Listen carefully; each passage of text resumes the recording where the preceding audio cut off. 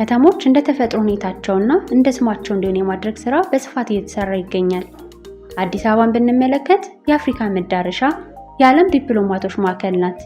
ይህን እድል እንዴት ትጠቀም በሚል ከተማዋን ከኮንፈረንሶችና ከአፍሪካ ማዕከልነቷ ተጠቃሚ እንድትሆን የበቃች፣ የጸዳች፣ የተሻለች ከተማ ሆና መገኘት አለባት በሚል እሳቤ በአስገራሚ ፍጥነት ተለውጣ ሳቢና ማራኪ ከተማ ሆና የኮንፈረንስ ማዕከልነቷ በፍጥነት ጨምሯል። እንደ ባህር ዳር፣ ሐዋሳና አርባ ምንጭ ያሉ ከተሞች ደግሞ እጅግ የበዛ የተፈጥሮ ገጸ በረከት የታደሉ ከተሞች በመሆናቸው ይህን የተፈጥሮ ውበት በመግለጥ የቱሪዝም ከተሞች ለማድረግ ታቅዶ ተሰርቷል። አብዛኞቹ በመጠናቀቅ ላይም ይገኛሉ።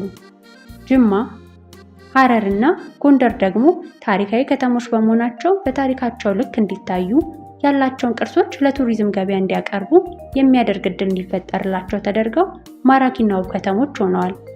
ከተሞች በተፈጥሮ ያላቸውን ውበት እንዲጠቀሙ ያደረገ፣ ያላቸውን እድል ያሰፋ፣ ያላቸውን ውበት የገለጠ ዘላቂ የልማት ስራዎች ናቸው። በአጠቃላይ የአብይ መንግስት እየተሰራ ያለውን ለከተሞች ጥራት መጨመርና አጉልቶ በማውጣት ተጠቃሚ ማድረግ ተችሏል።